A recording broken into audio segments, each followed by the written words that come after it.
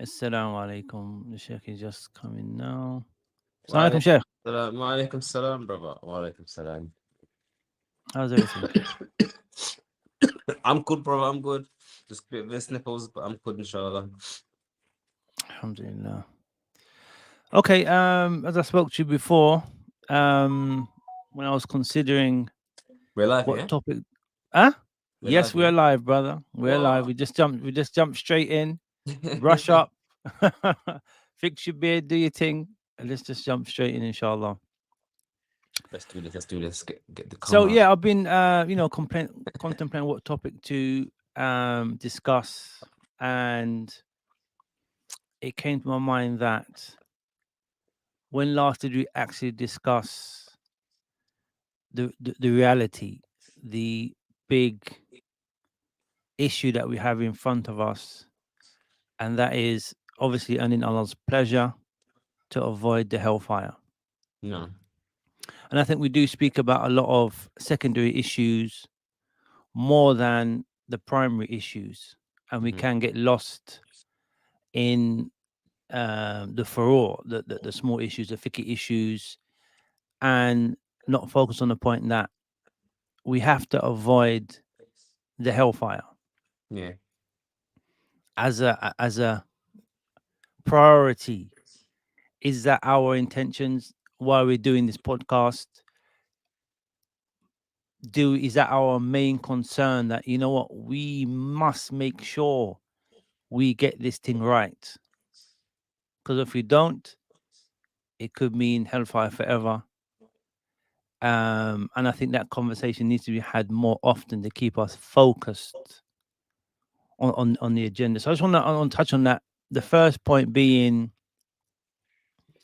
what is the main, if you can, the main concern of the Muslim in regards to his actions, in regards to his focus, so that he then becomes a person of paradise and avoids the hell. And how can we keep focus on that agenda and not get lost?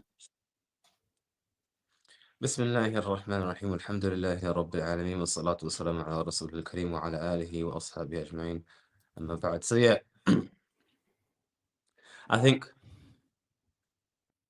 the issue we have as Muslims, especially in the West, actually I say especially in the West, maybe because I'm here, and this is what I see. I'm sure the struggles are the same everywhere on planet Earth, but definitely here in the West is the issue of distraction. That often our goals are sometimes righteous, but along the way we get looking left and we get looking right, and sometimes we sway to the left or to the right. And when I say sway, I don't mean sway as in got misguidance. We're not talking about misguidance here. We're not alluding to any idea that people are misguided, that they're drowning in the dunya, all that kind of talk. I'm not talking about stuff like that. But it's I think it's sometimes okay. Here's a good example. Every parent wants to be a good parent. Like, for example, I'm now speaking from myself as a father. Every father wants to be a good father, wants to be there for their children and whatnot. And part of being a good father is providing the needs of their family. So they'll get busy doing that, get busy earning the daily bread, you could say. But sometimes, and I'm sure every father can understand this, that in the process of trying to provide for their family, they get way too engrossed in that process and forget that the family has other needs besides just money. And that's probably just a bit just a kind of an example of how one can get distracted for good reason. That's the funny thing. It's not that they're Mm, distracted for a bad reason. They're yes. distracted for a good reason, as in they Mm, want to do something righteous and good, mm-hmm, but in the process of doing that, they actually forget why they were doing it in the first place. So again, maybe you're starting a good job. You handed in your resignation. You want mm-hmm, to start your own business so you can earn a good, a good something for your family. But mm-hmm. in the process of doing that, 2, 3, 4, 5, 10 years have passed, and you realize, wait, my kids have grown up. Yes. they've all moved on now, actually. And what I'm trying to acquire for them, they don't even ask me. They're not even asking me for it anymore. Yes, yes, And yeah. I didn't. Along the way, I didn't realize the transition from one thing to the other. Mm, And that's probably the best analogy I can give for us to understand how the distraction of the dunya can happen when it comes to the hereafter. We're trying to work in this mm, dunya for the mm, hereafter, mhm. I but mean, sometimes along the way we get distracted yeah. I mean, from that. just I mean, spoke to you before concerning the fact that Muslims shouldn't be poor. We should try to strive to acquire wealth, to establish a community, to make Allah's word the highest, etc., etc.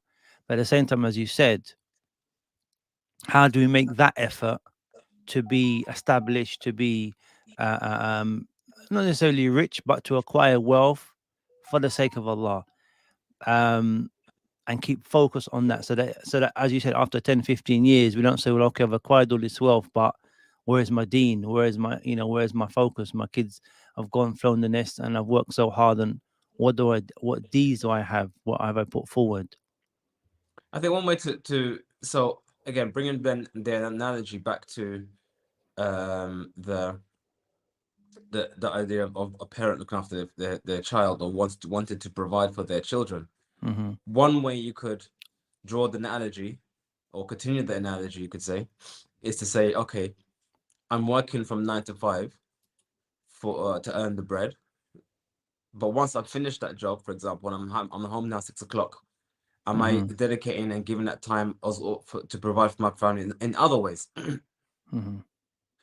Or am I bringing my work home to do more work? Which I'm sure every Yeah. man can understand that distraction, and I can understand that challenge. Um, you might be at home and you get a work phone call. You might be at home and you get someone asking, "Oh, could you like their builder? Can you come and fix this thing in an emergency?" And you find yourself um fall into that trap again, where you've moved from one thing, I'm doing this for a particular purpose, to now I'm doing this because I want to do this, and or I feel like I have to do this, and it becomes an ongoing thing. So back to the issue of like the hereafter. So yeah, you want to, like you mentioned, you want to grow your wealth so you can be financially independent, so you can establish your deen, you can move to where your deen is best, you can provide an environment for your family so that they can worship Allah without having fear of poverty and hunger and all that stuff. You can do all that stuff, but one way to keep it in line will be to make sure that while you're doing it, you're still focused on the goal. So for example, you're earning money, so along the way, every single day, think of some kind of form of charity, not forgetting your dhikr as you go to work. Even something as simple as when you leave your home to go to work, you make dhikr of Allah. You do the dua, Bismillah tawakkaltu ala Allah, wa la hawla wa la quwwata illa billah. You make sure you make your dua as you're leaving your home, asking Allah's protection as you leave your property. So you always engage in the dhikr of Allah, engaging in the worship of Allah while you're in the process of that work. And I think this is the only way really you can try and combine between the two. Just like if you're at work, maybe while you're at work, send a message to your children. Say, no, love you guys a lot. See you soon. Maybe even think, okay, I'm gonna bring some. I'm on my way home to bring some chocolate, some sweets for your kids as I'm at home, so they can say, oh, Abby's home. He's got something for us as they come in the door. He brings them a gift, sends them a message, sends them a video message, so you're engaging with them, or with your family, your wife, same thing. As you're at work and you're typing away, literally take 10 seconds to just say to your wife, love you lots, heart, heart, heart, kiss, kiss, kiss, and then get back to work. So at least you're not losing sight of why you're at work. Does that make sense, brother? So you're not losing sight of why you're at work and what you're really doing. Um, or for example, you're trying to save up money for your kids' education, but along the way, you spend some of that money on your children as well, on some nice clothes and some, things for them. Maybe your son wants some trainers to do football. Maybe whatever your daughter wants for herself. You know, so you're not losing sight. You're not losing focus on the greater goals. So bringing that analogy back to you're struggling for the hereafter, we all know that our actions in this life are being written down. The angels are writing down every single thing. And there is going to be a day, 100%, where your actions are going to be weighed, whether it be sinful deeds or righteous deeds. So therefore, that means that while you're on the job, you're making sure that you're trying your best to engage in righteousness, whether it be dhikr of Allah, whether it be establishing your sunnahs, not prioritizing your work over your deen, making sure that your salah is done on time, nice and early, that you get your sunnahs done as well on time. So essentially, when that's actually one of the point, actually, the issue of the salah. If one, whilst engaging in their work, prioritizes their salah over their work, that's one way to keep your work in check. So, or you're keeping your dunya in check. So if you're out and about with your mates, you're out with your family, and it's time for salah, you break what you're doing and you establish a salah with your family. Even if you're in the middle of a shopping center, you find a place to pray and you pray. If people are looking at you, they're looking at you. So what? It's fine. So you're not um turning or making that dunya your priority, or making your what's the word? You're making your reputation, could say, or your image, that's the word I was looking for. Making your image a priority. When I say image, I'm referring to specifically the thing we all have as Muslims, this shyness to pray in public. It's almost like a stigma. If I was to do the adhan, or if I was to do the salah, and I was praying, people looking at me, doing sujood, they're gonna look at me, they might even take pictures of me. Okay, that's up to them. I know you don't want the attention, that's fine, but none of that means that you can't pray. As the Messenger of Allah sallallahu alaihi wasallam said, جُعِلَتْ لِيَ الْأَرْضُ مَسْجِدًا وَطَهُورًا. The masjid, the earth, the whole earth has been made pure for me, and a masjid, a place for you to perform the salah. So there's no excuse for anyone not to pray the salah on time, not to pray the salah with their family. So it doesn't matter. It doesn't matter even if you're at Chessington, Water Adventures, or at Thorpe Park, or any theme parks across the world. When it's time to do the salah, or time to engage in the worship of Allah, you're doing so, and you're not compromising, and prioritizing your dunya. And when I say dunya, I refer to your income. I'm referring to your self-image. I'm referring to all these other secondary things. None of that takes precedence or priority over any of that. So I think that's one of the ways in which one could try to bring their struggles in this life um, in line with the Sharia, or to not get distracted with the worldly activities. And one other issue I wanted to also draw upon would be the issue of self-interests. So what that means is, part of dealing with any problem is diagnosing that problem. So what I want to diagnose here is the issue of self-acknowledgement, where a person acknowledges to themselves certain realities. What reality am I referring to? Okay, so we have, for example, um, let's say a community effort. I want to build a community effort where X, Y, Z happens. We build activities for the parents, for women to get together and do social activities, for men to get together. We have all these social events we want to do for the Muslimin, so we can help the Muslimin, and those are righteous deeds, no doubt. But also, in order for us to maximize our full potential in terms of gaining reward, and to mitigate anything that can hinder that reward, we have to acknowledge the human element of the action, so that we can home in on our intentions. This is the key thing here: to scratch the surface of our actions and to scratch the surface of our intention. What does that mean? It means when we provide social activities, let's say an example. Imagine I want to do an event for sisters to get together and help each other on iman and righteousness and whatnot. We have to acknowledge that there's a social element there. There's a personal element there. There's an element where I'm invested in this happening for my own gains. Not saying that's what you're doing, but that is something that one can have, or that can happen to a person. Likewise, back to the issue of the analogy we gave at the beginning, I want to provide for my family, but there is a possibility that this path that you're taking to provide for your family is because that's what you want to do. As in, you like doing this, and that's what you want to do. And providing for your family is actually a side thought. So, not saying that it's wrong to do what you want, like doing, in providing for your family. Not saying that. Not saying making these activities for the Muslim community is wrong because you're very sociable and you like socializing people. Not saying that, but one should acknowledge in themselves that there is a thing that could be there. And if you don't acknowledge, sorry, and if you don't acknowledge that there could be a human element to your actions, it becomes very difficult to mitigate this issue. So I guess the common example given in the Sharia as an example would be of the issue of salah and the beautification of one's salah.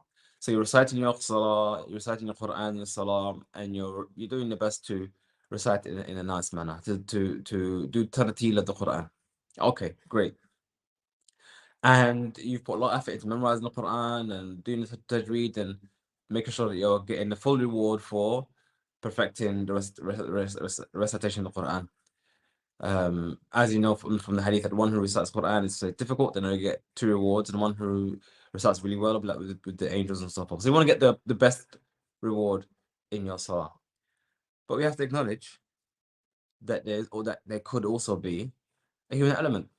And that's where ar-riya comes into play. That's where riya comes into play. So how do you translate riya? Riya will be like not showing off. I mean, showing off is a generic, you could say, definition or generic description, but essentially riya is doing an action that is for Allah or should be for Allah alone, but having that influence that you're doing it for the eyes of the people. Hence why the word riya comes from the word ra'a, yura'i, or ru'ya, to see. So a riya is others are seeing you. So ra'ani, so I mean, for those who know a bit about Arabic, so there's a pattern called fa'ala, which basically means, fa'ala generally has the meaning, or can have the meaning of doing an action with others. Doing an action with other people. So if ra'a means I saw, ra'a means there's a seeing that happens with other people. That's kind of the explanation of riya. So when it comes to riya, it's basically you want others to see you. Essentially, that's what it is. Doing an action where you want others to see you. And this analyzing your nafs, analyzing your internal self, and recognizing that riya is real, it can occur, and how it can manifest itself is really important to recognize when one is being distracted, when one's being sidelined, and when one is being where shaitan is using yourself against yourself. So back to the issue of the community thing. So again, I want to do something for the community. I want to do something for the ummah where they can increase each other iman. For the new Muslims, they can bring them into the fold of the community and whatnot. Okay, so how would you test yourself? How would you test yourself and test your intentions? Are you doing it for Allah's sake, or are you being distracted by the activity? Are you being distracted by your nafs? Here's a test. Would you be happy to engage in this activity behind the scenes and no one know you're doing it? No one knows you have any part to play in this thing? If that's fine, then alhamdulillah, you can say your intention is pure. But if it's the case where you would like people to know who you are, you would like your name to be there, you would like to be the one who does the public speaking, the one who is up there delivering the thing, and that's not for a genuine reason, as in you believe that you're qualified, which is why you want to speak, as opposed to those who are unqualified to speaking. No, it's not the question of qualifications. Is that you want to be the one who's speaking, and why is he the one who's speaking? And this is my thing, and I put the effort into it, and I. That's where you can not notice, recognize the distraction. Same thing with back to the issue of analogy of the work. And again, I'm not trying to say that analogy of the work is the only analogy, but the analogy of the work is is something we can all recognize in ourselves. So there's been a thing that's been going on for years now. The idea of being self-employed, being your own boss, managing your own destiny, doing something that you like doing and earn your income and building your wealth and blah blah blah. That's good. Nothing wrong with that. There's nothing wrong in um, building yourself, building your own net worth. That's fine. There's nothing wrong in any of that. But what happens when doing what you want to do um, comes at a cost? What's that cost? Is that you actually lose sight of other obligations. So, okay, maybe you're in your mediocre job, you're not really happy with doing your job, but you are paying the bills, you are looking after your family, but you also have more time for your family. You also have more time to do other things for your family, addressing your wife's needs, addressing your children's needs, addressing the needs of your mother and your father and your other family members. But then there's this other thing you want to do, that you also want to take control of your financial wealth and whatnot. And again, you're doing it for the family. You're doing it so you can secure more wealth for your family, and your family can do more things. So your children go to university without having interest-bearing loans and all the rest of it. But it just so happens that what you want to do doesn't earn as much as what you're doing before. Okay, there's potential. There's potential to grow the business and whatnot. There comes a point whereby you may realize that the main reason why you're doing this isn't because you want to provide for your family, it's because you want to do this. It's what you like doing. It's something that's in your nafs. And this is where you can see the idea of the distraction come into play, where the motivation of providing for your family has kind of been sidelined, and the motivation of doing what you want to do has become the main priority. And that's something very subtle. You don't necessarily see that immediately all the time. Sometimes it can be very subtle, very almost hidden almost um, until you scratch the surface. And the way to scratch the surface will be to say, okay, brother or sister, whoever may be, you've tried this project for 2, 3, 4 years now. Your business hasn't grown at all. You're still doing what you're doing. You're still earning what you're earning. You're still struggling. And the job you were doing before, you were might not be what you wanted to do, but you're definitely achieving your goals of providing for your family better. So why not consider doing that which is different? When you're given that choice, if your goal really was to provide for your family, then the choice should be quite easy. But that wasn't that isn't always taken. So as you can see, bro, the discussion about motivations is really important. I think we should always keep that in mind. I think you're frozen though. Your hand was like this, and it seemed like you're frozen on the camera. You still there, brother? It's like you're frozen. Maybe the internet's is down or something.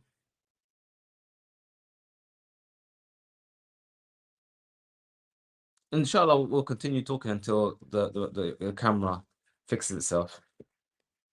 But yeah, so that's the issue of distractions. So bringing it back down to the issue of the hereafter. One of the ways I believe a person can address this issue of the hereafter and being distracted away from the hereafter is to increase in the remembrance of the rewards and the goals, either in terms of reading or in terms of study or in terms of education, even just the issue of a reminder.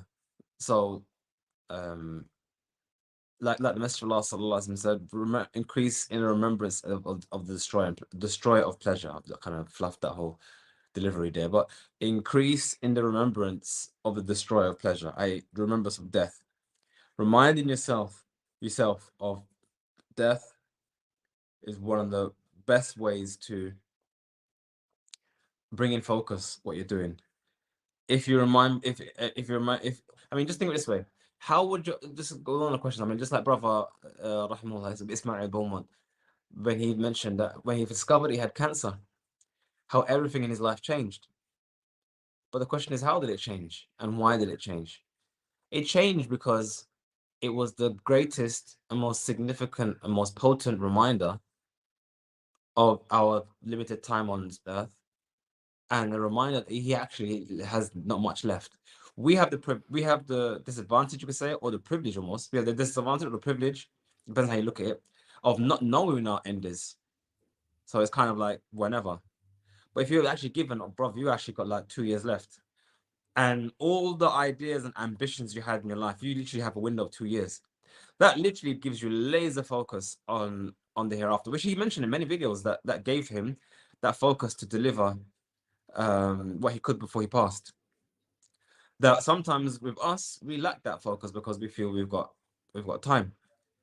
But that's one of the ways in which we can bring ourselves back to the to righteousness and to remembering of the hereafter, is that reminding ourselves of our mortality, of our death, and our where we're going to end up. Your video's back now, Alhamdulillah, so it looks like Yeah, it's sure. Sorry about that. We got some technical hitches here. no Jazakallah worries. khair for carrying on the stream. No worries. One of the things is when we do look into the description of the hellfire, Yeah. the fact that the fire is 70 times hotter than our fire, the fact that you will be burnt and given new skins over and over and over and over and over again. And for those who die disbelievers, this is forever. This for eternity. And even if you're a Muslim and you die and you will be punished in the hellfire for your sins, and those that are taken out of the hellfire, they're in such a bad state. And obviously, Allah is just, but sometimes when we look at um, the degree of what's going to happen in the hellfire, what are some of the wisdoms we can take from that? What are some of the for example, the person who backbites or the person who's treacherous, the person who doesn't pay zakat, there are specific punishments, and these punishments are terrifying. What are some of the wisdoms we can take from that? So first thing to understand is that as a Muslim, a believer, mu'min, a believer, they have to be between two things. Between fear of Allah's punishment and hope of his reward, because just fear alone is a misbalance. So it's always the ulama has given an example of those who have excess fear, they end up becoming almost similar to the Khawarij, where everything is doom and gloom and all the West. Whereas those who have too much hope, they become almost like the extreme Zanadiqa, and they'll do any kind of nonsense and sin, and Allah forgive me, almost like how Christians have become today, where everything is essentially washed away by the blood of Christ. So you can do what you need to do, and everything is just gonna go away. So Muslims are between the two. So they are recognizing the real threat of the results of their actions, but also hoping for Allah's mercy to have mercy upon them for their sins. We recognize that we can never attain paradise purely on our actions alone, and we need Allah's blessing and mercy and grace over us to forgive us for our sins. So we're in that perpetual state in the middle, trying to move towards the hope and trying to stay away from the evil deeds of the sin. So the main purpose of the wa'id, the threats that we have from actions of sin, is to highlight to us the magnitude of that sin. Because I think that's sometimes what we might lose. So let me give a classic example. If a man has a girlfriend, yeah, so she's his chick, and in his mind, it's like, that's cool because one day we're gonna get married and whatnot, but for now we're just seeing how things going. So we go out, we go restaurants, we just chill out, whatnot.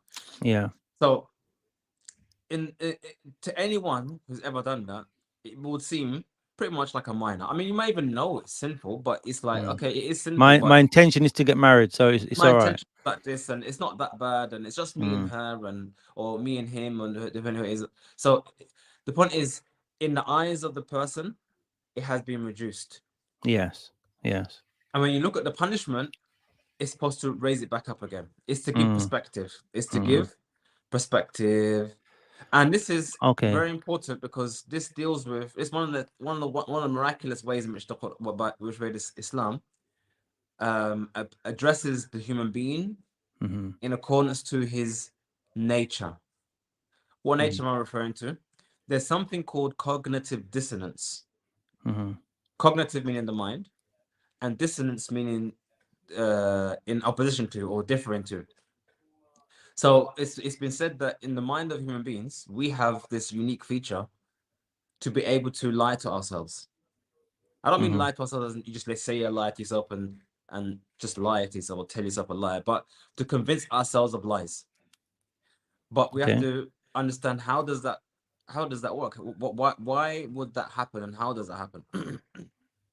So cognitive dissonance occurs when the mind thinks or has an opinion of something, but the actions does something else. So there's a dissonance. There's a differing between what's up here and what's on the limbs, what's on the hands. So and it turns out, but according to psychologists, that the human mind, the human psyche doesn't like dissonance, doesn't like or it feels uncomfortable, feels uneasy when the limbs don't match with the belief system. So if I believe that smoking is really bad, then there will be a guilt in yourself and there'll Mm-hmm. be a dissonance, there'll be a discomfort in yourself because you're doing something that you think is bad. And what happens, what I'm trying to get at with this is that the the psychologists say that with cognitive dissonance, you will constantly be in a state of unease and friction and upset until you resolve the dissonance, you Mm-hmm. resolve the differing. And there's one of only two ways in which that difference can be resolved. One of them is what we would call as Muslims tawbah, where you Yeah. leave the action and you bring actions in line with the belief. Mm-hmm. Or two, which is the worst one, which you will kind of maybe can describe as inhiraf, deviance, where you adjust the belief. Okay.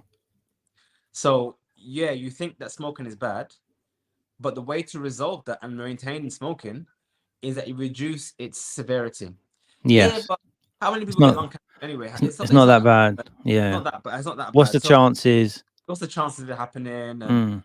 you know, or I'm only smoking. I'm only smoking like two a day. That's not dangerous. Yeah. What Yeah. you've done is that you've adjusted your belief system Mm. because realistically, it makes no sense unless you're suicidal to actually continue to smoke and you have a deep internal yaqeen, surety, that if you Mm-hmm. do this, you're gonna shorten your lifespan. You're gonna Mm-hmm. you're gonna Mm-hmm. come to a painful demise of lung cancer or any other the Mm. causing results of cancer, or maybe even worse than that, cause cancer on your relatives, on your wife, on your Yeah. children, Passive smoking, whatever. Yeah. cancer smoking. Mm. But if you really, really believe that these things is real, you will not do that, which Yes. is basically what dissonance means. So likewise, this is where the reminder of the hellfire would Mm. help to address that dissonance. Because Yes. what has happened, and we can all recognize this, what has actually happened is that in your mind, the sin has been reduced. Maybe Mm. not to a conscious level, but it has been reduced. Mm. You don't really think it's that bad. You think it is, but it isn't, or Mm. yeah, but no. You know that the hadith where one of the Sahaba criticized another Sahabi concerning either something like how he was sleeping or how he looked. The Prophet said, I can see the blood between your lips. Like the fact that backbiting is such a heinous crime, but we kind of belittle it. Yeah, Or I don't know, many of the things that that we read about, we kind of well, Allah is most merciful, and we don't really contemplate that we could be in that situation. So I get what you're saying, that we belittle the situation and we kind of brush it off. yep, yep. Oh, Let, it's let a me give small you an sin, it's example. a minor sin. Let me give one example that everyone can understand, and it's and Mm, it's and it's in line with my favorite topic, which is mm, money and mm-hmm, mm-hmm. Bitcoin. Good, good, good. So we all know, Mm-hmm, every Muslim knows without a shadow of a doubt mm-hmm. that banks are riba institutions. Yes. We all know it without a Mm. shadow of a doubt. Mm-hmm. And we all know that every time we engage with a bank, we are engaging with the institute in Mm-hmm. their own riba activities. Mm-hmm. It may not be the case that everyone knows that even when you do money transfers from one bank account to another bank account, that also involves riba. Maybe not aware of that, but we all know at some Mm-hmm. level the fact that you've deposited the money in a bank account, the bank is now engaged, or you are now in partnership with their riba activity. Mm-hmm. So we all know this. So why do we do it then? Well, people say, well, I'm compelled. I have no choice. Yes. How else am I going to live? How else am I pay my bills? Mm. All this and the other. Okay. And that's essentially what scholars have even supported this excuse, you could say, by saying Yes. that what else are you gonna pay your landlord chunks of gold? I mean, how are you gonna pay your bills? Mm. Okay, Mm. so we get that. Okay, cool. So now we have this brother called Ma'ari Taka who's always ranting on about Bitcoin and saying actually there's a way they can interact and transact and Mm-hmm. not be part of the issue of riba at all. Mm. You can actually free yourself from the shackles of riba. Mm-hmm. All you have to do is spend maybe half an hour to learn something, and then that's it, you're free. Why Yes. do we not find Muslims saying, "Oh, great, Alhamdulillah, now I can free myself from riba"? Why do we not do that? Because of a simple reason, brother, that we become so complacent that the Yes. sin of riba has become almost as low as maybe, Mine I just don't a know, mindless in like easy. like Just um like being musbil or having your yeah. trousers. No, I'm not like musbil, like less than shaving your beard. People have more issue with someone Mm-hmm. shaving their beard than with riba. Then Then riba, but riba is from the seven deadly sins, the mubiqat. mm. Stay away from the seven destructive sins. Mm-hmm. Mm-hmm. And when he was asked what they are, what did he say? Ashirk Mm-hmm. was-sihr. Mm-hmm. وقتل النفس التي حرم الله عليها, and killing, sorry, I'm in English, idolatry, shirk, Mm-hmm. magic, killing the soul that Allah has forbidden you from taking, Mm-hmm. and riba. So we're seeing right here that riba is right after killing the soul and magic. It's Mm-hmm. not even like way Way down the line. down. Yeah. It's Yeah. actually right up here. There's a narration because I have a video I advise everyone to watch about riba. It's just a presentation I delivered 2 weeks ago, purely on the topic of riba. And the first half an hour was just collecting all the ahadith Mm-hmm. about the sin of riba. And there's one Mm-hmm. narration where it says 1 dirham, Mm-hmm. which is one piece of silver, dirham, which is approximately like £5. 1 dirham of Mm-hmm. riba consumed is worse than 36 events of zina. So Mm.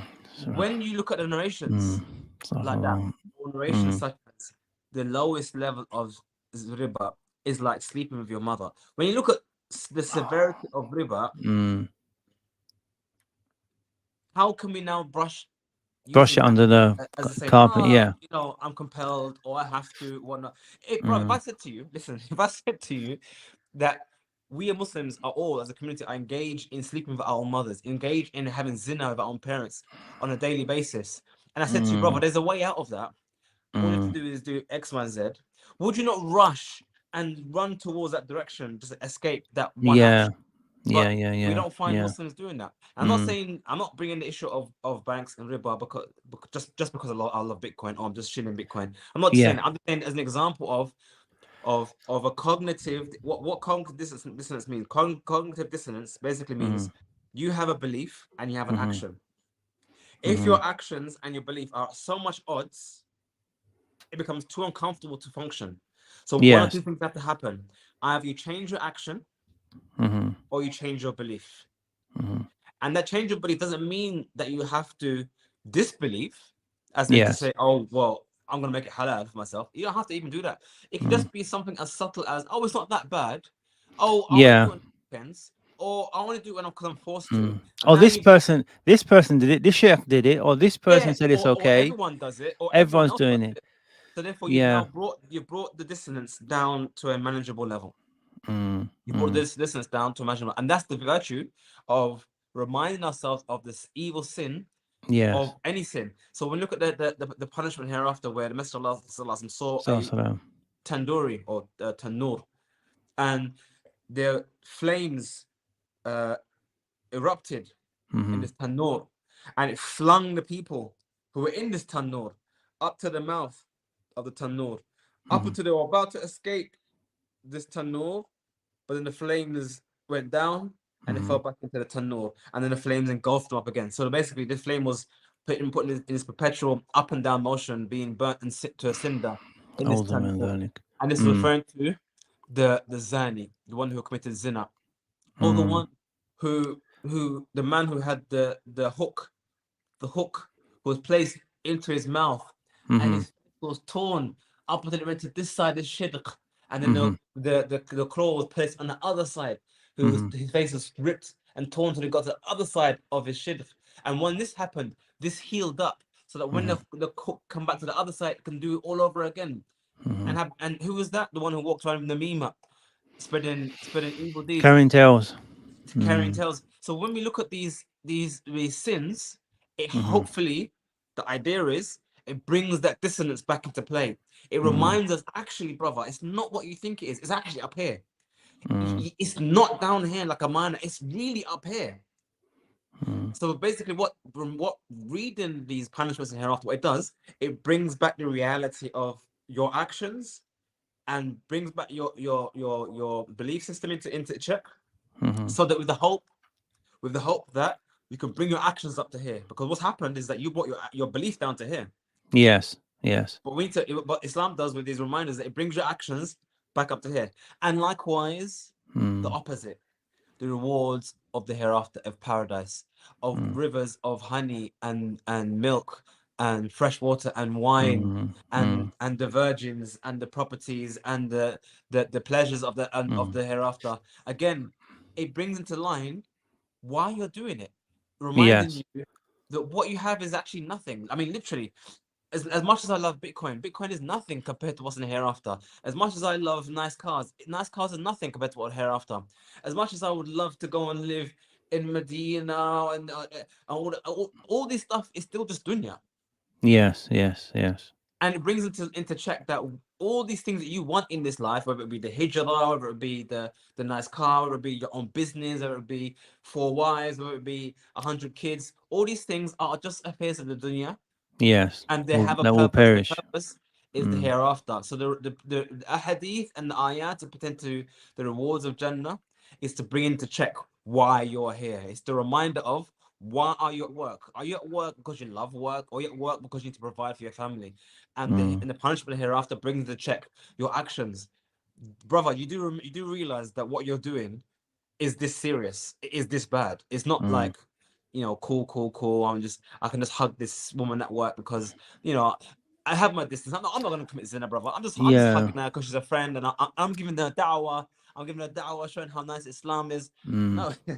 I think what one key thing is how we do reduce the severity of the actions that we're doing. We kind of, it's not We do. that bad. We Everyone do. is doing it.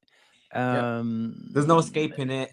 There's no. How else can we survive We're without it? living It's in the not a long way. West. We're living in the West, therefore, Um, therefore, and therefore. and then when you do look on the punishments, that is a reality check as to how severe this crime is, or where Allah wants to establish mankind, their actions at. Like this thing is, as you said, the punishments for zina, meaning Allah hates this action. Stay away from it. We can't belittle it because everyone's doing it, or everyone's smoking weed, or everyone's musbil, or everyone's like we have. And this is a topic which I think we have neglected and not speaking about these major sins that are affecting the Muslim Ummah.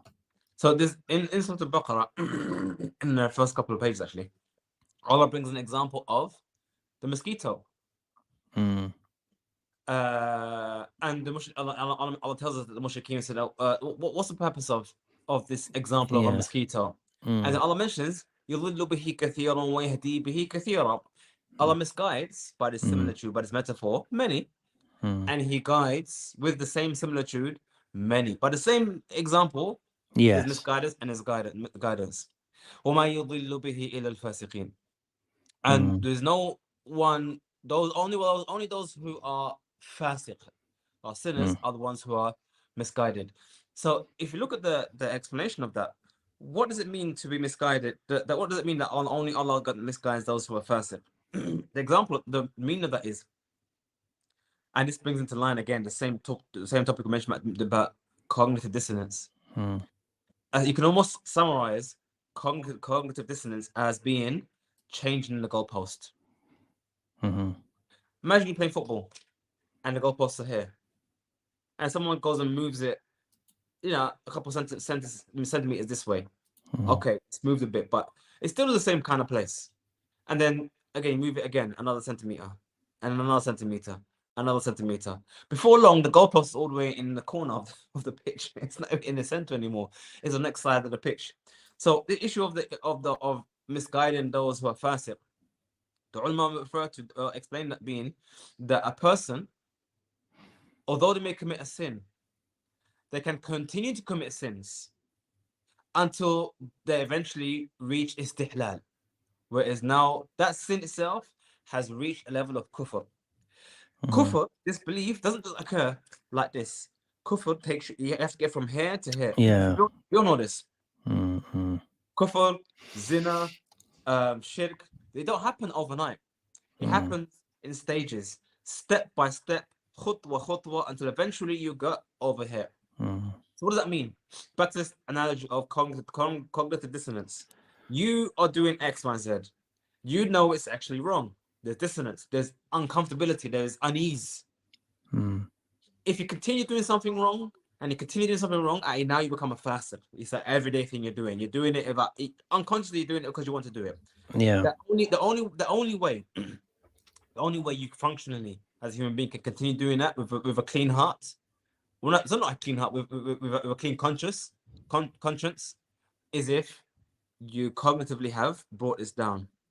Yes. You It's not that reduce bad. not that bad. Until here's the key point. Until Mm. it's reached the level of hil. Now it's halal. You make it halal for yourself. You made it halal for yourself. That is the Mm. ultimate dissonance. The ultimate dissonance is say, oh, who said hijab is even wajib? Who said you even have to have a beard? Who said that you have to wear trousers above ankles? Banco. Who said banking is haram? Who said that interest is haram? Who said that mortgages? Bro, there's like mortgages out there. There's this, that, never. What you've done, you've gone from the acknowledgement that something's wrong, Yes. but because you maintain the action, the fisq, the sin, You got used to it now. You're you got used to used. it. The only way that can happen is if you reduce your mindset until eventually it's now halal. And this Mm. is where the kufr occurs. Mm. Kufr, one of the manifestations of kufr in Islam is to take what Allah has said haram to be halal. Mm. To take what Allah has said haram to be halal. Halal. And I give one side example. I give one side example. But this is an example, by the way, Yes. of shahwa. How Mm. desires, if you don't address the desires, it can lead to kufr. There was one geezer I knew. This is years back. This is like Mm. 2014. Mm-hmm. So it's almost 10 years ago now. One guy I met. I hadn't met him face to face, but I did meet him on Facebook when I used to be on Facebook like 10 years ago. When when Facebook was a thing 10 years ago. Yes. And there were times when on Facebook I might get engaged with da'wah, and you could say da'wah, or engage with other non-Muslims, talked about Islam, and other people doing the same thing in chat groups and whatnot. One of those guys, who also was doing that da'wah with myself and others, like we all were doing at the time. Mm-hmm. Apparently he went quiet for a bit. I mean, I didn't notice because we weren't that close. It's just someone met online in it. But Yeah. but in one of my lessons, one brother says to me, "Well, you know that brother's left Islam." I'm like, "Oh, Yeah. why did he leave Islam?" Mm. And he says to me, "Oh, he left Islam because of X, Y, Z." He mentioned what it was. Mm. I couldn't believe it. I'm like, "Serious, brother?" And Mm. I'm thinking, but wait, my mum was giving dawah just like the other day. Yeah. I mean, I was there. I mean, what possible? In my head, I'm thinking maybe I heard a doubt. He wasn't able to process maybe he was engaged with a non-Muslim. They said something to him that sunk in, and he wasn't able to process that. So I thought, let me go and speak to the guy. Yeah. So I reached out to my Facebook, and we had a 5-hour conversation. It was an emotional one. It was difficult to hear what he was saying, but it was, as I suspected, shahwa. What was the Yes. shahwa, brother? What was the shahwa?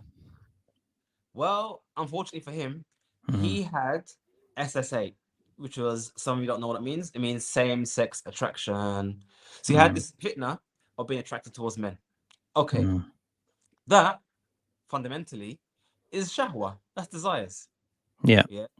I'm not gonna get to the discussion about, you know, is it possible or whatnot. I mean, the fact is he had the desires, and I'm not gonna say he was an evil person for having a desire. People have desires for whatever reason, Yes. and Yeah. a lot of desires are compulsion. They're not something which is willing. Maybe you saw something and it occurred in your mind, whatever. So you had that thing, and in the conversation of me trying to find out what his issue was, I managed to scratch the surface with him, and he went through the process. He went through the steps, Of how he landed where he landed, how he got basically. where he is, and why. So how did it begin? So he had SSA, and for a while he was trying to manage it. So I can't imagine what it's like to have those desires, because not only is it something you can never act upon, but also there's a stigma attached to it, obviously, because it's not great, is it? It's not. It's like having a fetish for, I don't know, for najasa or whatever. It's like, it's nasty, but Yes. You need to so control that. yeah. So he had this shahwa, and because he was struggling with these desires, he eventually was indulgent in self-harm. He would even cut his arms and all sorts of stuff. Again, I can't understand that, but that's something he was clearly Yeah. struggling with. So Yes. if you mention that to someone like myself or anyone else, then the easier solution would be, probably need to get him help. You need to get some emotional support, speak to a psychotherapist, speak to a counselor, speak to someone who can help you navigate your emotions, because that's essentially what it is. All it is, brother, all it is how do you navigate your emotions? Yeah. And I don't mean to belittle it, because I never had that fitna, but anything emotional, whether it to be this, whether it to be the fitna of wanting to marry a certain sister you can't marry, or the fitna of whatever the Yes. fitna is, it's an They could emotional thing. lead you to doing something haram. Yeah, Yeah. but in fact, it's an emotional thing, and what you need isn't to indulge in the emotion, but to manage your emotion. Like a loss of a child, you can lose. Imagine you had 5 kids and all 5 kids die in a fire. That's trauma.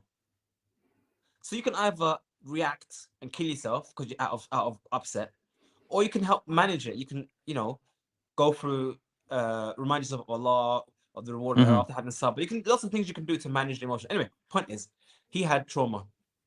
Then, because there's distance, he's down here. He wants to be down here, but his emotions are Yes. up here. Yeah, his up, his intellect, his iman is up here, telling him this is wrong, to act upon it. But his Yes. desires are down here. He wants to do it. Then the next stage came where he thought maybe in Islam there's an avenue for people like him, Yes. whereby maybe somehow some scholars have got it wrong. Maybe being a homosexual isn't actually a bad thing. Maybe a man could, under certain circumstances, engage. So he actually started looking to the Quran and Sunnah for evidence to say maybe they got it wrong. There's a difference Maybe of opinion. maybe they, there Yeah, you there's a difference of go. opinion on this There's a thing. difference of Yeah. opinion. What's he trying to do? He's trying to bring the the The the sin the down. iman down. He's trying to bring iman down to here, rather than bring Mm. the actions up here, or the belief or the emotions up here. He's trying to bring the iman down to here. But after his research, he discovered that there actually isn't anything textually possible. There's no avenue for this in the text. And many of you may even see parallels to that in your family or relatives or friends. People who used to have long beards, and all of a sudden is now short, and you're bracing, bro, what's happening with you? Oh, there's difference of opinion. What did he do? He wanted to be down here, but he previously had the opinion up here. Yes. So how did he bring his actions down here? He looked for ikhtilaf. He looked for another opinion from another scholar. He found what he wanted, and now he's able to remove the dissonance. Yes. That's what he did try to do with his homosexual beliefs. But he realized after the research there is no avenue, because homosexuality is one of those things that is quite It's definitive. clear cut It's clear issue. cut. So what happened then? What happened then? He said to me, his own words, I'm paraphrasing what he said, but he said, therefore, he concluded that Islam has to be false, because there's no way that Islam could make me feel this way. So therefore, he changed his whole belief to be in line with his With your shahwa. desires. Yep. So that is a manifestation of what we're Mm. talking about here. Although it's an extreme example, because homosexuality is a very extreme sin.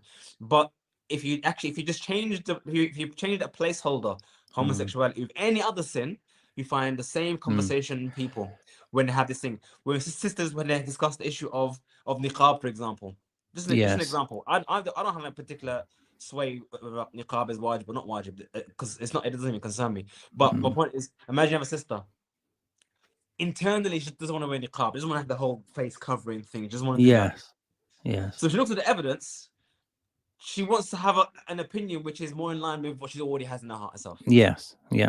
Or a brother who wants to do a certain job, and he hears from his brothers that some scholars say it's not allowed. He wants to do this kind of job and this kind of thing. So he looks for, you get what I'm saying? So all we're doing here is we're looking at this issue of dissonance. We're removing the dissonance. So that's why I'm saying, back to the point you mentioned about the reminder of the hereafter. Reminding yourself of the severity of the sin helps readjust that scale, so that with this increased dissonance will hopefully push your actions Push you up. push your actions in line, improve you. That's why I always say to people, dress like a Muslim, look like a Muslim, so that when you're with people, there is a dissonance that if you're doing bad actions but you're looking a certain way, it's supposed to represent a certain thing, you hopefully bring your actions in line. Yeah, It's forced dissonance. like a safety barrier for yourself. Same thing with friends. Have good friends and have good company, because if your company's up here but you're down here, bro, we know what happens. You can't have you can't have everyone here, good quality, high stock community, and you're here like proper roadman, all that kind of nonsense behavior. You're gonna have to up your game. You're gonna have to. You can't have that gap. But sometimes in that scenario, the guy, you might say, that the roadman might say, well, okay, it's impossible for me to reach that high community. I'm just going to exit because I can't reach that level. Do you get what I'm saying? It might be giving me an adverse effect, unless that community is like compassionate and welcome the guy with open hands. There's another issue which I think, which is we belittle. We have this term, I'm a non-practicing Muslim. Or, for example, people don't pray, but it's like, yeah, Allah's most merciful. I pray when I'm older. Or I believe in Islam, but I'm just not ready yet. Not understanding that you're on the edge of kufr now. Do you get what I'm saying? Like, oh, you're not gonna make takfir of your family and say you're kafir, but that might be a reality. Maybe they haven't prayed for years, and maybe they're not concerned with praying. Maybe like, yeah, I'll pray later, or it's not important. Maybe people making excuses, not realizing that all of that, brother. the hellfire is forever. It's not. You know what I'm saying? All of what you just said there is basically cognitive dissonance. You're trying to bring your actions in line with your thing. So, but okay, you know that Muslims should be up here, but you're down here. How do you remove that dissonance? You say, oh, well, actually, as long as you're Muslim, then you're right. I mean, that's the extra level. I'm just at the bare bones minimum level. I'm still in my foot's still in the door. I'm still in Jannah. You said to yourself, actually, the bare bones level is actually what you're looking at. This person who prays 5 times a day, and that's all he does. That's the bare bones minimum. Not paying calls. That's way below the bare bones minimum. That's not even that's well outside the door. You're not even in the room yet. What's your opinion on this, Sheikh? What's your opinion on this issue? Salah. So the issue with me, the issue of leaving the salah, my opinion is that the evidence that the one who leaves the salah is not Muslim is very compelling. You're talking about the Jummah Muslim now, the person who just prays Jummah, Eid, Janazah. No, I know what you're saying. I'm saying the evidence that suggests that the one who leaves the salah is not Muslim is compelling, and I think is the stronger opinion. However, the issue of ignorance also plays a factor. Meaning, for a Saudi, who lives in Saudi Arabia, who Mm-hmm. leaves the salah, is different from a person who lives in the UK and leaves the salah. Why? Because in Saudi Arabia, the prevailing opinion there, which is known to everyone, that leaving the salah is that bad. Yes. It's from Mukaffira. It's mentioned in the Jum'ah khutbah, it's mentioned in the Eid khutbah, it's mentioned in the schools, it's mentioned in the primary school, secondary school, it's mentioned all across the board. It's Mm-hmm. hard to imagine a person hasn't come across the idea that leaving the salah is kufr, because Mm-hmm. that's the prevailing opinion in the land. So that having that as your base and still leaving the salah, it indicates choice, Mm-hmm. doing action on knowledge. Where the person in the UK, I'm surprised most people. I wouldn't be surprised if most people who are watching this video have never heard this idea before, that leaving the salah is kufr. So it's Mm. quite difficult to suggest that a person like Oh, that who okay. left salah will be a kafir, because it never even occurred to them. Like I said, their bar Yes. of what is a Muslim is so low Yeah. that Islam is in my heart, kind of yeah. thing. So for them, it's not even occurred to them. But Astaghfirullah. if it's been made manifest to them, the Mm. evidence of tark salah, of leaving the salah, is kufr, and they still continue leaving it, then that's something they made that choice. You think you Yes. have to have that. Leaving the salah, sorry, not praying, meaning a person has left the fold of Islam, is not something that is known through obvious means. It's not an obvious thing to know. It's something you have to learn. Mm-hmm. You don't just take Mm-hmm. the shahada, and by the virtue of the shahada, you automatically know that leaving salah is kufr. It's not something. It's not like that. You have to actually be taught that. So Mm-hmm. a person needs to know that first and foremost before that can even be applied. And even if that is applied, I think for us in the West, it's not something that I advise anyone to even apply anyway, because we're not in a position Mm-hmm. to apply the Sharia like that. So if you know someone Mm-hmm. who doesn't pray, Mm-hmm. ask Allah to But guide them and help them. I mean, the issue of having conversations, more conversations about the major sins, the points of the salah, that yes, it could lead to kufr, and kufr could lead to you being in hellfire forever, and these punishments that are in the hellfire, is a conversation that needs to be had more regularly to set the Muslims straight. Because I think we're very lackadaisical. I'm very lackadaisical. I'm talking about myself, but there needs to be more of a conversation about these issues. I think with Islam, there's three things that are almost like paramount. Well, I mean it's Hmm. five, but I mean three things that are like up there. Which needs to be the basis of a conversation. Number Hmm. one is Tawheed, Yes. la ilaha illallah, Muhammad Hmm. Rasulullah. That's the first thing, Hmm. and that's something which is on the tongue said, in the hearts manifest. Hmm. Second thing will be the salah, as Hmm. in it's not just enough that you say something. The bare bones minimum is the salah. That's why these two can come into play. You have the obligation of the tongue, Hmm. you have the obligation of the limbs, and Hmm. you have the obligation of our wealth, which is the zakah. Which ironically isn't something that most people, well, not mostly, but a lot of people even have that discussion because they don't have the wealth to give the zakah. But it is something that one should be aware of as being that important. The obligation on the hearts, and Hmm. obligation on our tongue, obligation on our limbs for the salah, and obligation on our wealth. These three things needs to be the basis of all conversation. And then you find Mm. after that we have other things we can discuss. Because Yes. if you have the ability to pay zakah, then you should have the ability to. I mean, it's only slightly after that you have now the ability to make hajj. Whereas before that, if you can't pay zakah, there's no hajj anyway. There's no So Hachi. there's no Yeah. hajj anyway. And fasting Mm. Ramadan is um it's abstention. It's not even an action, it's the absence of action. So Mm. Mm. that's another thing. So yeah, the five pillars of Islam is a basis, with these three here being one that is pretty much, or the first two actually, which is the shahad and the salah. This is something which is immediate.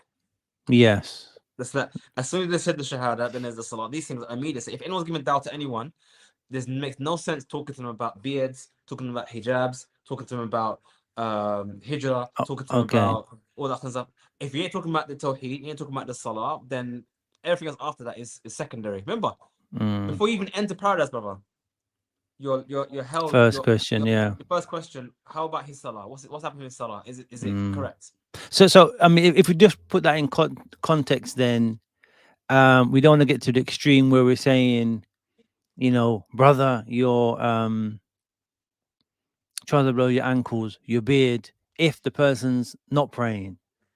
Um, getting this whole thing in context, as you just said, the priorities, the tawheed, the salah, the zakah, before we, you might say, blast people to fix up on other issues. Yeah, so I mean, but I'm just speaking as a broad da'wah, because Yes. we can say there's a more refined da'wah, and generally speaking, a lot of the Salafis, we get engaged, almost Mm. distracted with the refined da'wah, and sometimes Yes. we overlook the broad da'wah. Mm. The broad da'wah being the tawheed and the salah. Yes. And that is something that's a da'wah that's applicable to 99.999% of the Muslims on this ummah, is the Mm. issue of salah. Because I'm sure we all know how many Muslims are complacent with salah. They pray Yes. salah, all the 5 salahs when they get home from work, or they pray Mm. on the Jummah salah, or sometimes only pray on the Eid salah. And the issue of the salah is fundamental, but it's something that we find large swathes of the ummah. Mm. I'm not even bothered with that. Just like So so whenever. so if we was to come from the context of we need to reduce our sin, we need to get back to our religion, establish our tawheed, um, start with the salah. But if there's no salah, is it worth speaking about other major sins before the salah is established? See, the funny thing is, the irony is, and this is not to Mm. praise a group of innovation, which is the Jamaat Tabligh, Hmm. but I can see why they gave so much precedence to bringing people to the masjid. Yes, and Because and if the going around. if Hmm. yeah, and going around doing that. I mean, I'm not promoting their way of doing so, Mm. but as with all groups of innovation, what they call to isn't wrong. It's just the way Hmm. they do it is Yes. inappropriate. So their Mm. call, which is the call of the Anbiya, call of all of us anyway, is to Salah. Because if you Mm. think about it, if the Muslim Ummah as a community are all praying the Salah in Mm. Jama'ah, in congregation, and maintaining the Salah as a whole, Hmm. that's a firm foundation to grow upon. Because with Yes. the Salah prevents from fahsha wal munkar, it Okay. prevents from illicit behavior, rude behavior, prevents you from zina, keeps you away from Mm. lots of sins. The Salah is Mm. the bedrock. Salah Mm. is the bedrock for other things that we can move from. If your Salah is all over the place, wishy-washy, whenever, then Yes. then everything else is wishy-washy. Like I said, the Salah, and again, establishing the Salah or taking the Salah has been really important. Mm. Raising the bar up so high brings Mm. that distance again, which hopefully pushes Mm. other things up. How could you possibly think of it this way? Could you possibly imagine, brother, a person on the street, he's seen a girl, he's on the traps, he's on the traps, he's said to her, yo, baby, I think you're looking nice, I think you're looking fine. Can I get your Mm. number? And then he has a Mm. salah and he goes to the woman, yeah, baby love, wait up there, I'm gonna do salah back in a minute. You can't imagine that, can you? Because the moment he hits the adhan, I, it's like it's like shaitan will run. I bet it happens, brother. I bet it happens. I'm telling you, I ain't even joking. Because maybe that's his shahwat. Maybe that's his desire. Maybe that's his No, weakness. it's true. It's true. Maybe that's his What I'm weakness. saying is But I that get you. the salah Mm. is one of the actions Yeah. that Yeah. prevents it. And Yeah. it's not just salah, by the way, it's Yeah. actions of righteousness. If you're doing your sunnahs, Mm. you're doing your salah, you're giving zakah, you're giving sadaqah, righteous deeds, the more righteous deeds you You do, do. it Mm. higher your bar, which means that the sinful deeds become more and more distant. Mm. And there's an ayah. Let me bring that ayah up actually. Actually, this just came up in a group this yesterday actually. Mm-hmm. And I'll bring it here because I think it's relevant. Where is it? Here it is. إلا من تاب وآمن وعمل صالحا, except for those who make tawbah and Mm. believe and do righteousness. فأولئك يبدل الله سيئاتهم حسنات. So for them, Mm. Allah will replace their sinful deeds with Mm. righteousness. Majesties. Mm. وكان الله غفور رحيما. Allah is both forgiving, most merciful. And one of the explanations of this ayah Mm. is that with tawbah, when repentance from sinful deeds and belief in Allah and returning back to Islam, Iman, and return to righteous deeds, listen carefully, and returning to righteous Righteous deeds, deeds. Mm. Allah replace the bad deeds with good deeds. What does that mean? You used to hustle and sell coke. Mm. Now you have a good business and you sell T. Right? Oh, You yeah, used whatever. you used to check for women, but now Mm, you're settled down with a wife and kids. mm. You used to Used to. backbite and do Mm, riba and namima, but now you only speak righteousness and do durus and mm, good so Allah has changed your evil deeds for the good deeds. mm, You replace your sayyi'at bil hasanat. mm, And this is what happens when you do what? Taba, make tawbah, relieve the evil deeds. So you stop. mm, The first step of tawbah is tark, leaving. Wa amana. Now you have iman. So now you're raising the bar, your belief, you're raising your belief system higher. mhm, Wa amila salihat. And you support that belief system with righteousness. As you have your belief, your high belief system, and you support that belief system with righteous deeds, it increases the gap between that and your sins, the dissonance. And therefore it makes it more difficult for you to fall into that sin. Doesn't mean it's impossible to do yes. that. But I'm just saying that it widens the gap and replaces that sin with righteousness. So Mm, that's basically this. If someone wants to say, if someone were to take from this conversation any lesson, it would be increase the distance between you and sin and make the sin more difficult for yourself mhm, by learning about the punishment of the hereafter, by learning about the rewards of the hereafter, by engaging in righteous deeds, righteous actions, which again increases your iman even more. Maybe not, as you know, Ahl Sunnah, by righteous deeds, your iman increases. As your iman increases the distance between you and sin, mm, which includes things like doing your sunnahs, which includes things like doing dhikr and adhkar, which includes things like sadaqah, finding someone to donate money to give sadaqah. You know, yeah. all these things that you can do. Fasting on a Monday and a Thursday. Mm. Doing these righteous deeds will hopefully make it more and more difficult in this. But definitely back to our initial conversation. Definitely learning about the punishment in the hereafter is one of those I sure think ways of it's a must that this conversation is put back on the map, because I feel that we're lost in argument, a lot of argumentation, fiqh issues, manhaj issues, and I don't know. We can say, like, is there any real righteousness? Like, where's the righteousness? Where's the taqwa? Has there been an increase in ibadah for us personally or within the community? Are people calling to righteousness and amal saleh, or really is it about whose fiqh position is correct? Or you get what I'm saying? A lot of argumentation. The I mean, latest that example mas'ala. you brought there, I think that's just an example, a manifestation of being distracted. Mm, What I mean by that is, let me give you an example. This happened to me just the other day, actually. Someone came into a group and asked me a question, and I gave an answer. And mm-hmm, another person who came into the group wasn't really happy with the answer, for whatever mm-hmm, the reason, and decided to get a bit irate. Who are you anyway? Are you even a scholar? You can even ask these questions, and this mm, question is ridiculous, and all that kind of stuff, and yes. whatnot.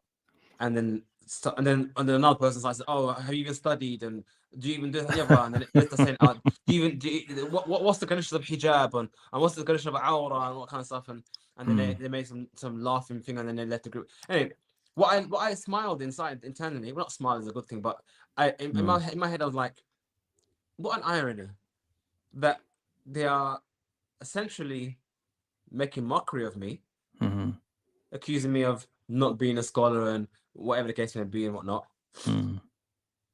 in the most obnoxious and rude way possible, Yeah. which is absolutely contrary to Islam. Yes. So they're trying to show how this person is unfit to answer questions about Islam, but But their demonstrating behavior. the actual lack of Islamic character in the first place. Mm, mm, Lack of mm, concern, lack of adab, lack of mm. respect, lack of anything. So Yes. basically, what's happening here is that they've placed this level of, or this bar of being qualified sheikh and whatnot up here, or more Mm, importantly, having knowledge of the conditions of awra, as the question was. Do they have knowledge of the condition of awra? They put that so mm, up here, so high at the pedestal, mm. but gave no consideration to just basic adab. Yes. That this allows me now to abuse you. Yeah, I'm gonna abuse you. Basically, Yeah. They have no idea who I am. They don't even know my name or my qualifications, but yet they Mm, want to. My point here is that you can see here there's a problem here where someone's yes. given importance to one thing and totally disregarded something else, which is basic, common, Basics. basic Yes. common adab and respect. At Holding your least tongue. respect for someone you have no idea. I mean, before you've what you were. I mean, the thing is, it's possible. It's possible that the Mm, person on a group or answering questions is unqualified. It's possible, mm, but at mm. least find out first before you start throwing out accusations and making mockery and all Yeah, the rest of it. yeah, yeah. I think that just it just feels that there is a neglect Oh yeah, of course. for the So importance of same staying issue away from of sin. same issue of okay, this person's off the manhaj and blah blah. Okay, let's assume, yeah, let's assume for the sake of Mm, argument that this topic you have in your head that is so important of being on the manhaj, mm, whatever that means to that person, being on the manhaj mm, and having X, Y, Z opinion. That's that important. Great. Is it is does that give you the not qualification? Does that give you the the right, the haq. asset, the right, the haq to now do the opposite, to now disregard common sense and basic adab and ukhuwa of Islamia or Yes. Muslim brotherhood Or and to whatnot, abuse or and to to abuse other people and to cause mm, different. I mean, this is an example. This is not an example to show. Anyway, I'll give an example. So Musa alayhi salam, as we know, he went away mm, to meet Allah for 40 days, or 30 days, then it got extended to 40. And when he came back, he found Bani Israel, or some of them, were mm, engaged in shirk. mm, And he went to Harun and said, "What the heck?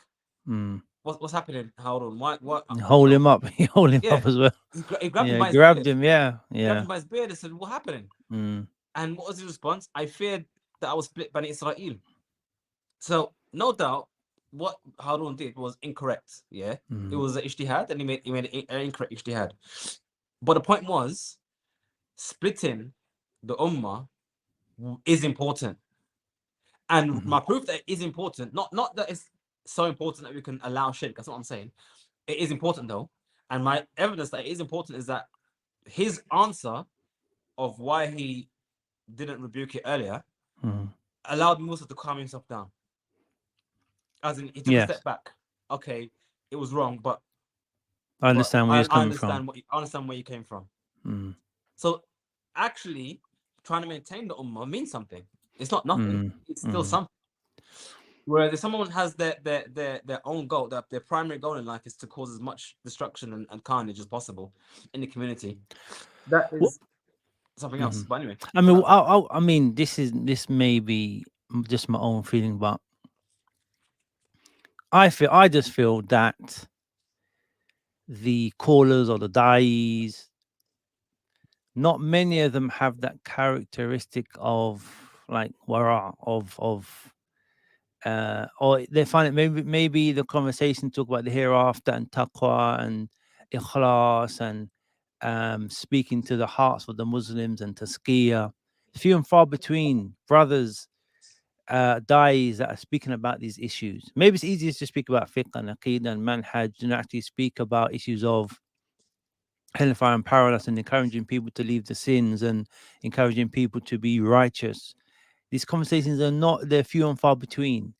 yeah. Maybe they're happening, maybe that's not in the right circles or moving where I should be moving, but it seems that that conversation helping the Muslims, helping the community stay away from sin, helping to them to be more righteous, Yeah. helping them to avoid the hellfire. This conversation is not prevalent as it should be. This is just Well, I my mean, opinion. in all honesty, and this is something that I'm victim to, is that Mm, generally speaking, people tend to gravitate towards what they're most interested in. mm, yes. And it's not a bad. I don't personally view it as a bad thing. Meaning that if you have a particular da'i who loves to talk about certain topics in Islam, I Mm, think personally that's fine mm, because the way communities work is that everyone's free to do what they want to do, and what tends to happen is that the needs get addressed anyway. As in, maybe you don't address the needs, but others address the need. The only mm, issue is that when the needs are not addressed by anyone. So, for example, imagine like you mentioned, the issue of maybe the community has found itself in a situation where sorry, found itself in a situation where zina is spread amongst the youth. mm, There's too many cases of sisters getting pregnant outside of marriage, mm, and then we find that maybe the reason for that is because we haven't really been focusing on addressing that in the community. And Yes. there's a case to be made that that there needs to be more effort to address these kind of things, to educate the youth about the harms of sin and the rest of it. And that's something that any community, Muslim, even non-Muslim communities, we have to kind of deal with. We kind of have to manage. Maybe the community as a whole falls short in something, and someone has to step up to address it. And that happens across the board. And I think Yes. it's I don't think is the case. I think we shouldn't have a monolithic da'wah, meaning that where everyone does one thing. And I think that's where the problem actually occurs when we have the feeling that this call is we all must do, or everyone must do, or most people must do. I think as Yes. long as some people are doing it, I Yes. think it's fine. So, for example, imagine Abdul Wahid, he loves talking about marriage issues of nikah and talaq and family issues. That's his Mhm. speciality. I think Mhm. that's sorry. I think that's fine. Mhm. And maybe someone else like Abu Hassan or some other person or Tim Humble talks about ruqya or something else. I think that's perfectly fine. I think that I think Yes. diversity is fine because at the end of the day we can't all be masters of stuff. And for me personally, I know for myself that one of the main reasons why I don't talk about the imaniyat, that's the topic. Iman. The imaniyat often is because that's literally what I don't engage as much in that as I do, because even when I was in Medina, graduating from the faculty of Sharia, our Yes. main topics were issues of the Sharia, of ahkam or rules and regulations. So you find that I have a natural leaning towards the halal and the haram. And I don't tend to have a natural lean towards historical events and stories of the Prophet, stories of the Sahaba, and that kind of stuff, because I wasn't really engaged in that a lot Yeah. Mm. in my studies. Um, Mm. so I think I do think I'd probably take a contrary approach. I think that if someone has a leaning towards a certain topic, that's fine, Yes. as long as they don't make that topic the most important topic. As in, they can say, look, Mm. I like talking about this and I specialize in this. As for the other topic, Mhm. Sheikh talks about But other things. what about the thing that Even in Medina, like for example, mhm. raqa'iq, Yeah, affairs of the Raqaiq, issue of heart. Raqaiq. Yes. It's known that certain scholars favor that topic more than others. For example, Sheikh Hassan Yes. al-Rahili, he's more into fiqh, usul, qawa'id. That's Yes. his main thing. He does other things, but that's his Mm. main topic. Whereas, But for example, what Abdul Razak al-Badr, the son mm. of Abdul Abad, his main issue is aqidah, raqa'iq, Mm. affairs of the heart. So But what about the point that if we're living in the West where the evil is in front of us, staying away from sins is more difficult, getting the people to pray um, is more of a priority than whether you're on the manhaj or not. So why is a conversation, well, from what I'm hearing, from where I am, is more about manhaj issues than whether people are committing zina, smoking weed, listening to music, etc. There needs to be, as you said, there needs to be a balance.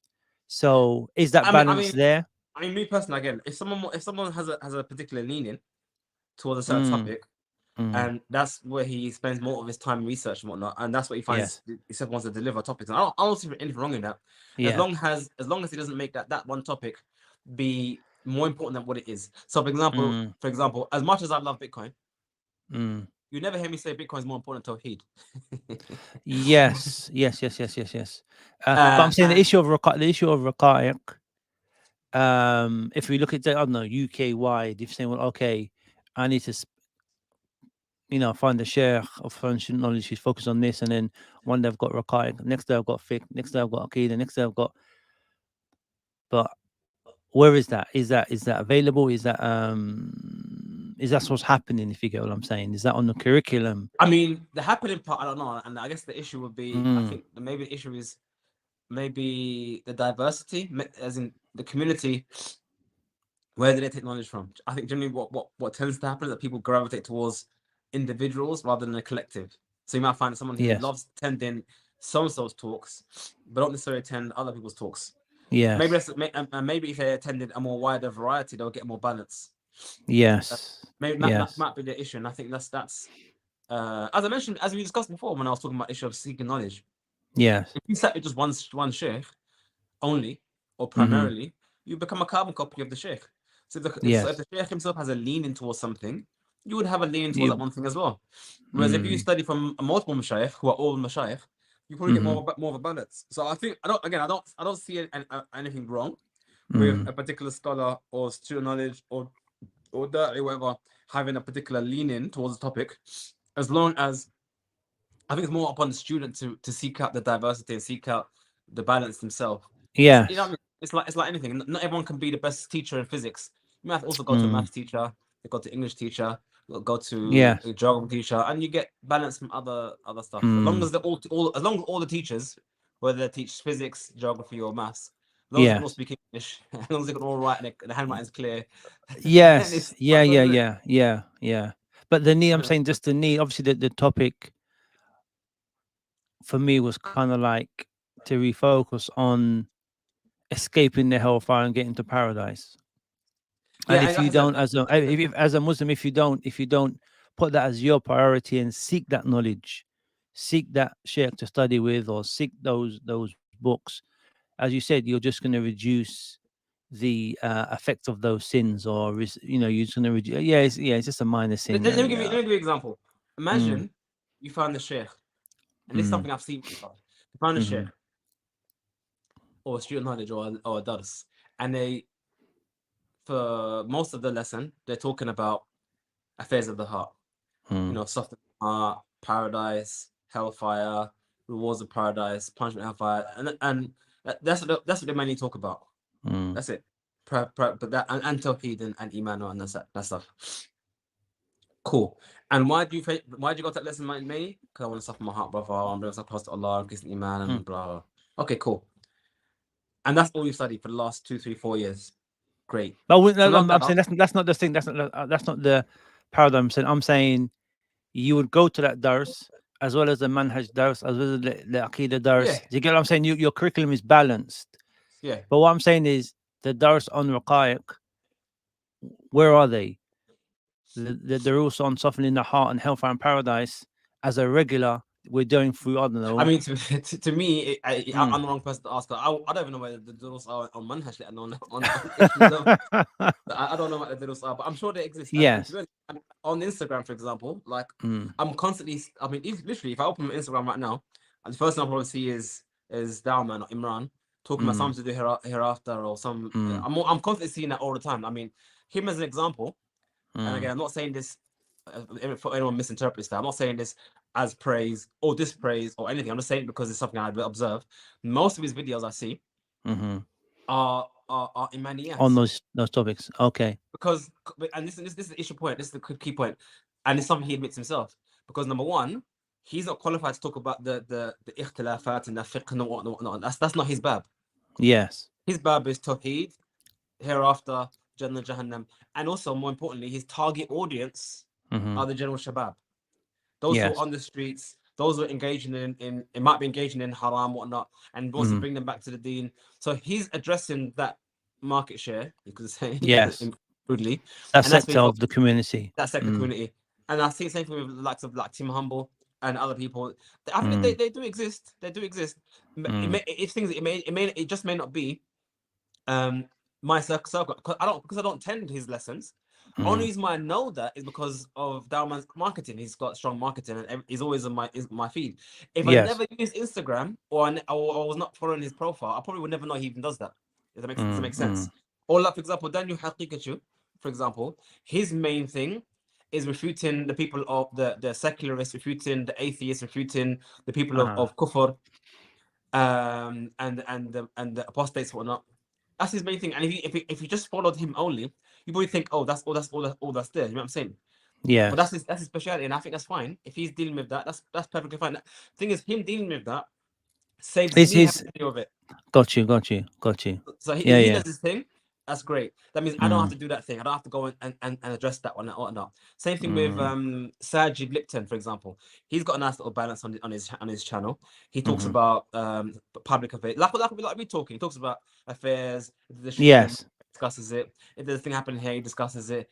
He Mm. talks about Imaniyat. He has a nice little balance for his target audience. Because he does that, I don't have to do Yes. that. Yeah. And Yeah. whatnot. Yeah. So I No, think but there's balance. My opinion is that balance is important yeah. for the Muslim. I think balance Um. as a community, as on a communal level, as a community is important. I don't think balance Yeah. as on the individual is important. I personally think it's fine Mm-hmm. that individuals may focus on certain things Mm-hmm. primarily, I mean, definitely at the core of all the da'wah has to be tawheed, and that's something that you can't talk about one thing about the other. But Yes. it's fine that someone has a particular He has a emphasis. focus. He has a love. He There's a focus in tafassus. their love, as long as the community as a whole All addresses bases are avenues, covered. all avenues. I think maybe what we should do as du'at is maybe look at what needs to be delivered and Yes. find that, and maybe look for that niche that is not being addressed. I think that's what probably we need to do. Not necessarily not as in, what I would say is, rather than focus on what is being done too much, let's look Yes. at what is being left out and address it. So that's probably was one way to do that. But anyway, Yes. that's that one. I think we had a little mini chat, We had a alhamdulillah, on that topic. good little natter, good little reminder. Sheikh, Jazakallah khair for your time once again. Sorry about the technical fault. I think I left you for about 10 minutes No, it's freestyling. fine. You know I talk too much. I know. I'm all right. Sheikh, Jazakallah khair for your time and your wisdom, inshallah. And we'll catch up next week. But I think I'm gonna maybe this is a personal focus. Is look on stuff in the hereafter, imaniyat, as you said. I I mean, think it's that's important something for which we all everyone. need to It's do. important for Yeah. everyone. And even the scholars say in Saudi, when I was not only in Saudi, I'm sure across the world, but when I was in Saudi, they even mentioned that there is even to the students' knowledge, when who are studying maybe fiqh and usul, whatnot, they will often tell us not to forget these imaniyat, because that without these imaniyat, you can, like we mentioned before, get distracted, Yes. where your goal for studying fiqh has now transcended studying fiqh Yes. for yourself, For and now ibadah. studying fiqh because you like fiqh, or studying usul Yes. you like usul, and you kind of become almost like a barren, naked study of the subject without the context Yes. of the hereafter. And that's why I think imaniyat Yeah. is necessary. Are you seeking that knowledge to get closer to Allah, or is it Yeah. just to be an expert in that topic? Yeah, 100%, Yeah, 100%. That is I definitely, get you. like I said, we always need to focus or bring our actions back in line. In that. So whoever has here in his conclusion, go back to what I said earlier on about testing your intentions to see what are you doing and how are you doing it. Sheikh, we'll end on that. Jazakallah khair for your time. Hayakumullah. Assalamu alaikum wa Wa alaikum rahmatullahi wa barakatuhu. salam. So.